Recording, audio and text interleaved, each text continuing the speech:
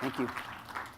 Well, Josh, I really love what you said, which is, the purpose of your company is to serve others, and the channel that you're trying to do that through is through small businesses, which we know are the backbone of the economy. And really, I think starting a small business is a radical act of hope in a pretty cynical world sometimes. You have to be a little nuts to kind of believe that you can start something, because it can be really challenging. And I just want to call out, there's a few folks from my company here. That's fantastic. Yay. Let me get into what we do. How many of you have heard of Kiva? Okay, great, strong familiarity. How many of you have heard of Kiva Zip? Much less familiarity. So let me just walk through what Kiva is, and then what Kiva Zip is, which is our US-focused platform that is intended to help small businesses do a few things. One, for those businesses that are kind of doing something that could be socially beneficial for the community or the environment, we allow you to raise 0% interest capital from people around the internet.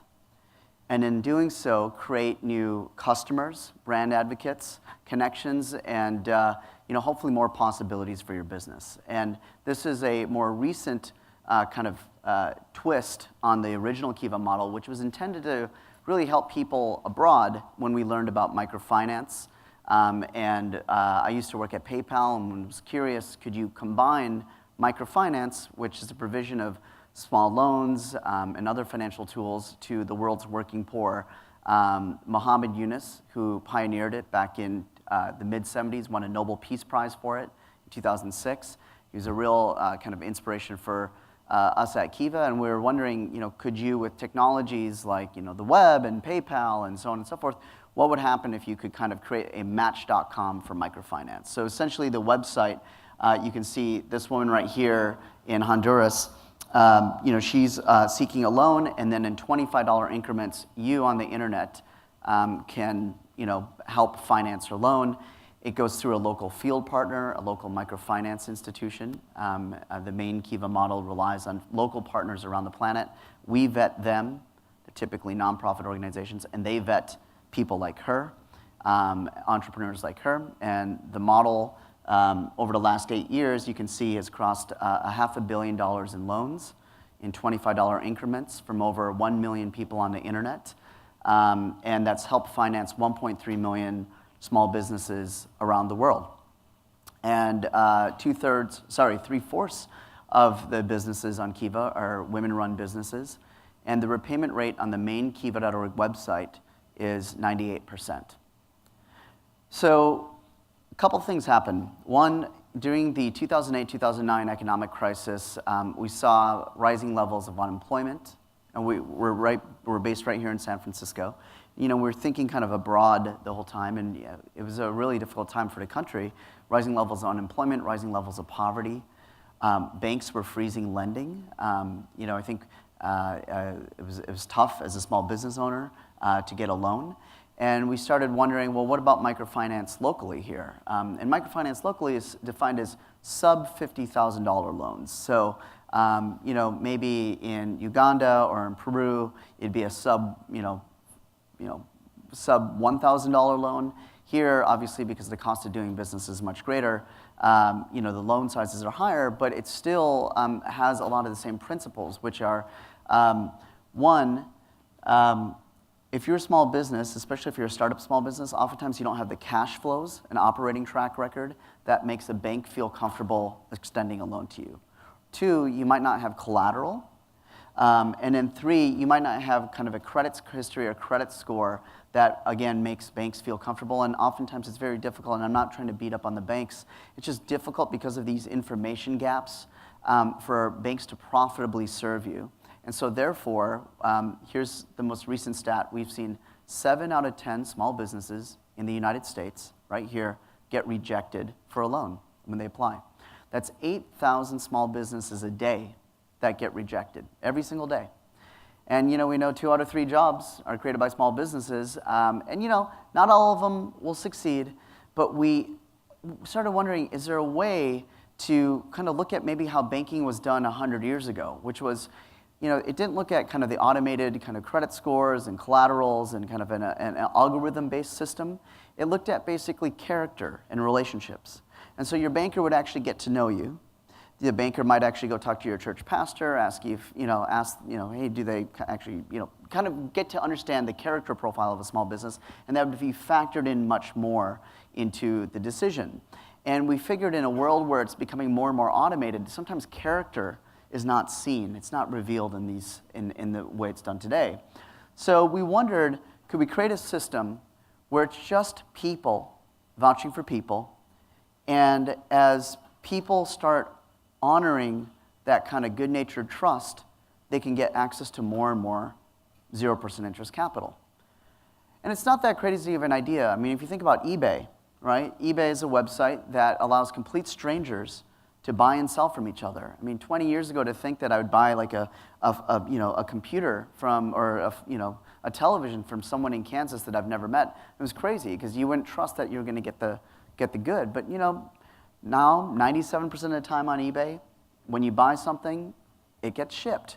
And every time that happens, you can give that person a positive feedback, and you can see small businesses who are able to compete against even Best Buy as a small electronics merchant because you're doing right by your customer. In fact, I just read something recently. Now 1 every 7 seconds on eBay, a car is sold, an automobile is sold. So they've been able to kind of create a platform that connects people over commerce, but it's sustained by trust. And we wanted to try the same system here. So this is the Mission Economic Development Agency. They work right here in San Francisco with Latino entrepreneurs. They do, yay, I know, totally. They do amazing work in our community to help with a range of activities, from financial literacy to small business plan development. And like a lot of the graduates, oftentimes once they graduate, they still can't get access to a loan from a bank.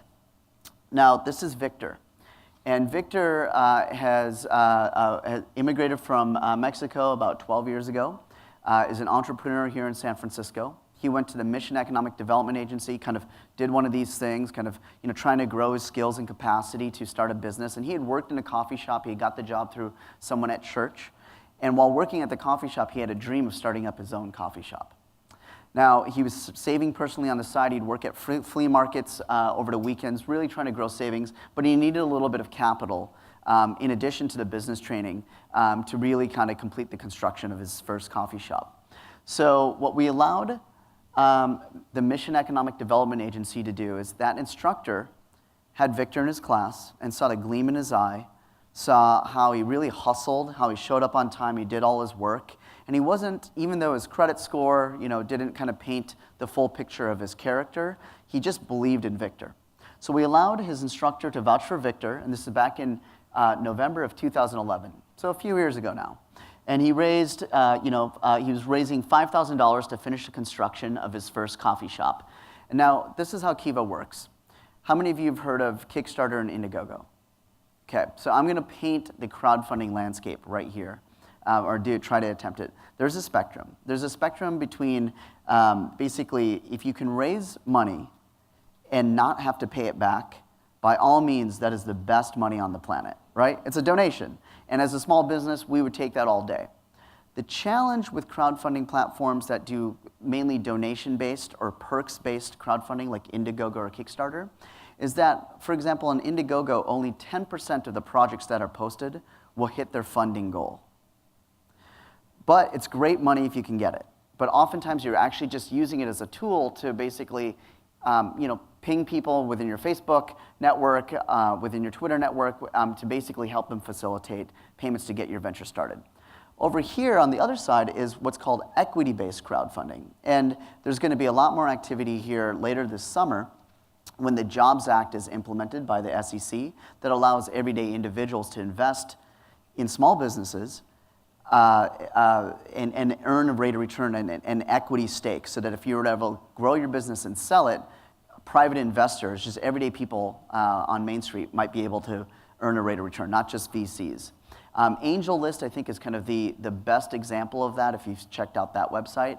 But generally speaking, right now, the way the regulations are structured, you have to be an accredited investor So i.e. $1 million or more in kind of net worth in order to kind of do this. So it hasn't grown very quickly, and a lot of small businesses don't intend on having a sales event, so it might not be an appropriate instrument, equity.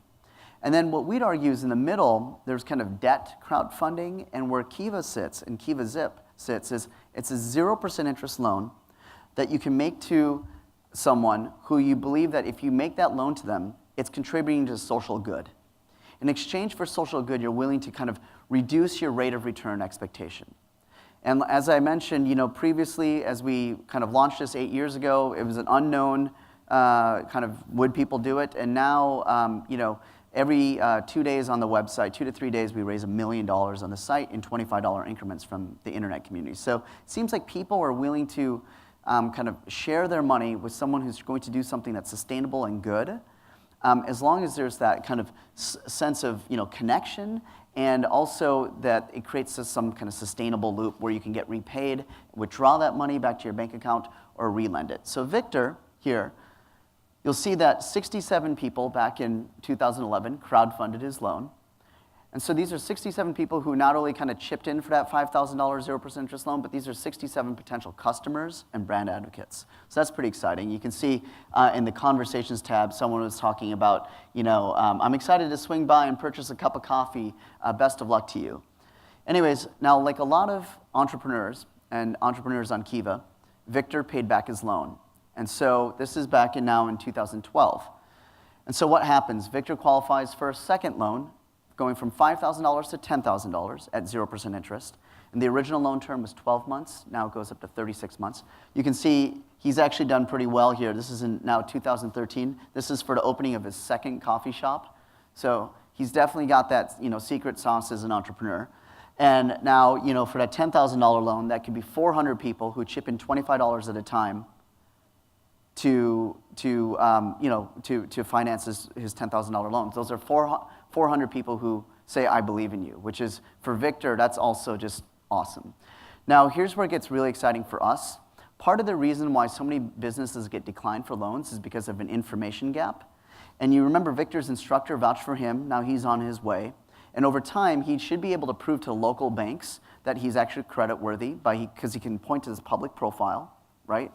But now Victor has vouched for Rocio, who works here in San Francisco as a house cleaner. And she'd bring that vacuum cleaner on the San Francisco Muni, on the bus. And between dropping her kids off at school and picking them up after work, she was missing client appointments. She needed a car. She's unable to actually afford a car, and she didn't have a credit score that allowed her to get a loan to afford a car that would be good for her business. She would drive more revenues, service more homes per day if she could do this. Well, Victor knows her personally.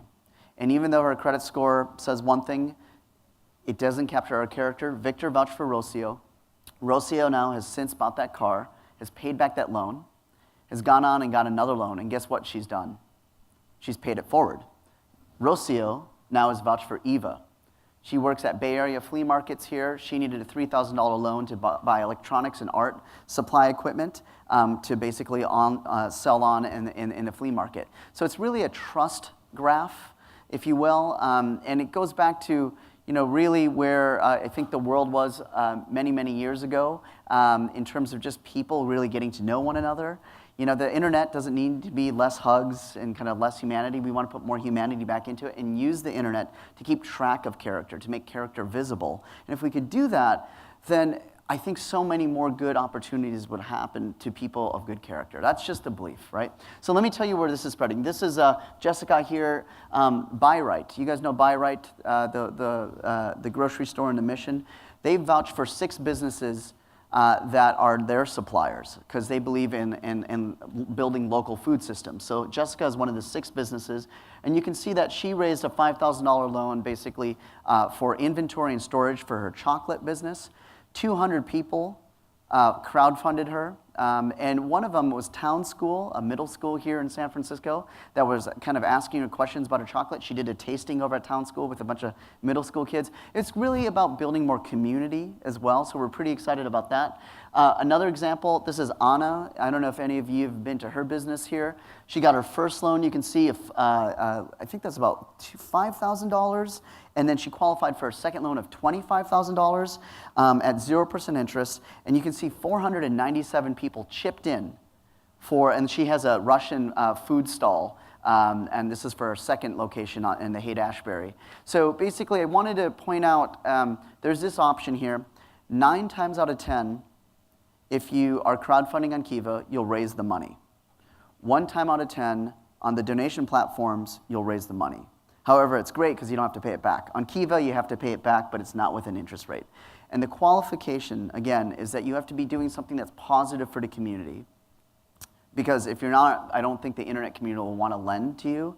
And 2, our new requirement is in order to access this 0% interest capital, you have to find 7 to 15 people in your network that are willing to basically lend you $5.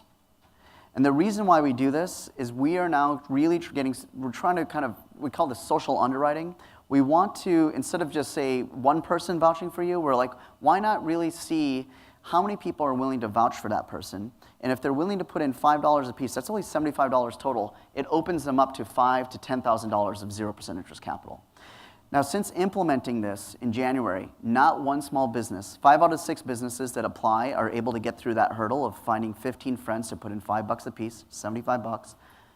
Of those businesses that have started doing this since January, not one has missed a repayment. Why?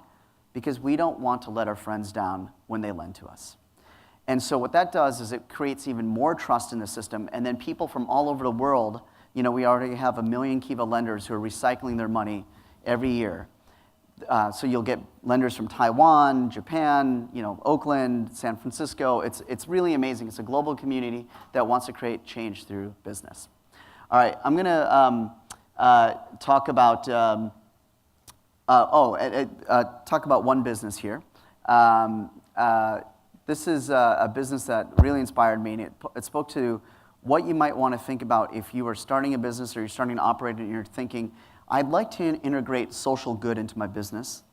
In and of itself, it's personally meaningful, and what we want to do is help create an ecosystem that rewards socially good businesses. So this is Thomas of Dream Cream Ice Cream. Thomas was on the website about a month and a half ago when we launched in Pittsburgh with 35 businesses in the Pittsburgh area. And he runs an ice cream shop, and it's not just any ice cream shop. He's got 16 flavors, 8 of which are what he calls his for-profit flavors, 8 of which he calls his nonprofit flavors. And his nonprofit flavors, if you buy, say, strawberry and it's a nonprofit flavor, it goes to a specific nonprofit or an individual that represents a cause. So for example, this woman here, she wanted to go to Rwanda to work in a teaching hospital. She was a nurse. She didn't have the cash to do it. She was able to volunteer at the store. Ice cream, as Thomas would say, is a very high margin business. So 25% of his sales of that flavor would basically go to help cover her airfare. And that's the way he's integrated social good into his business. Now, what has it done? Great businesses that integrate social good into their business, it should confer a cost advantage in terms of operations, right? He has volunteers now working at his shop, or a marketing benefit for your customers. Word of mouth is spreading about Dream Cream Ice Cream. And it's tough being an ice cream shop in Pittsburgh because, during the winter time, no one's really going to an ice cream shop. So it's hard. The cash flows are uneven for him. But he's really kind of gotten word out by incorporating social good, and that's why we wanted to have his business featured on the Kiva Zip website. So let me make this just in terms of a tool and how many of you are either starting a small business or have a small business? Great, awesome. If you feel that capital is a constraint, or you'd like to kind of access a wider customer base and people who feel staked into your business at 0% interest, and you feel like there's something that you could argue is by running your business there's some kind of social, community, or environmental good, then what you might want to check out is the kivazip.org website. Just hit the borrow button up at the top, And it'll walk you through a process, and hopefully it'll help you not only access capital, but find more customers, brand advocates, and be successful in creating a business that creates more community empowerment long term. Thanks very much.